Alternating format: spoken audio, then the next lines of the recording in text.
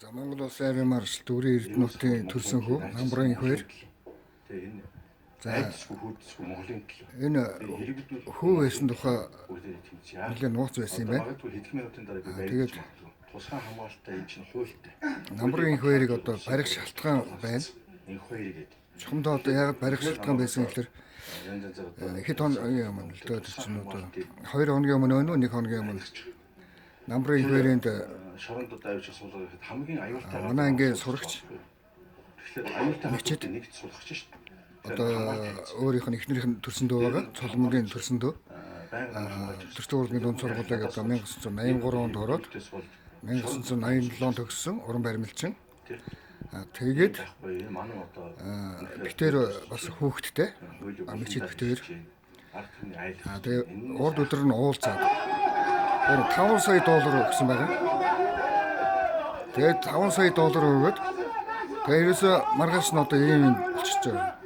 Нэг өгөр хэлбэл одоо намрын их хоёрын өгсөн Сүнжин гарантай захиралтай Дүүрэн Эрдэнэтийн өөрийнх нь өгсөн 5 сая долларыг одоо дээрэмдэж авахын тулд өөр Монголоос дамжиж орж ирсэн. Хятад Японы хэлсэн одоо тийм тагнуулын үйл ажиллагаатай цагдаа нар байсан. Ер нь сайн судлахлаар одоо энэ 100 айлд байсан хужаа хүмүүсүүд байгаа. Эрлийц хөрлийц. Тэгээ одоо Монгол энерц хийсэн. Тийм одоо аюултай бол хастар байгаа шүү дээ. Тэгээ тэр 5 сая долларын одоо авахын тулд одоо ийм аюултай үйл ажиллагаа болсон гэдгийг бас монголчууд ойлгох хэрэгтэй байна.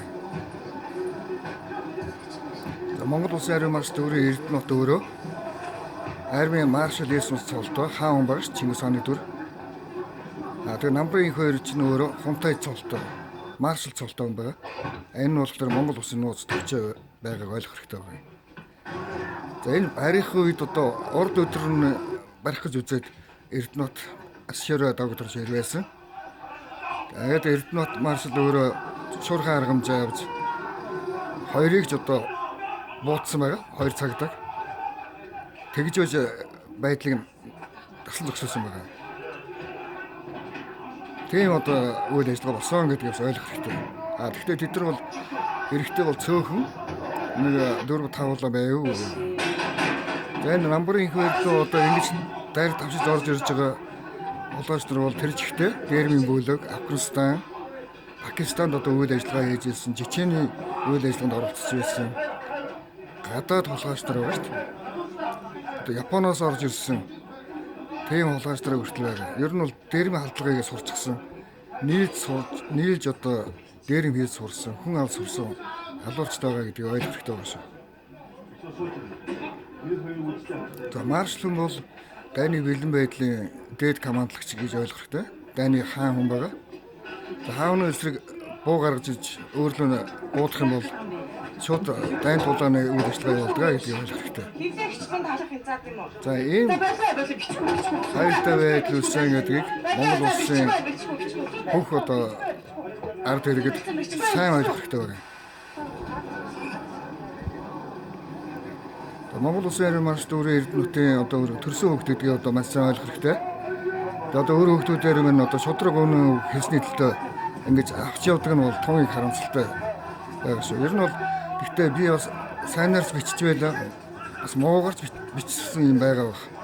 Гэтэ ер нь ойлгомжгүй юм зөндөө байсан шүү. Ер нь бол тэгээ матрикс гэдэг бол маш аюултай үйл ажиллагаа байгааг одоо цагдаагийнх нь өөрсдөө харуулж байгаа. Тэгээ Хятадын 130 гээ байгаа. Германы эзэн сайдын консул дээрэмцэн. Тэр бүлэглэлээ бол одоо яг наад болчихно байгаа шүү.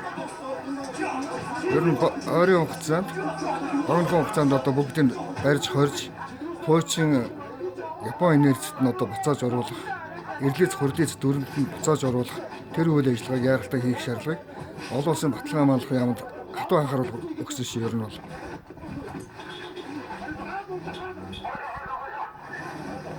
за Монгол Улсын баталгаа хамгаалахын яамд олон улсын инхээс хэлгэн цагдаагийн тусгайх нь байдаг. За энэ бол Эл Бамбай.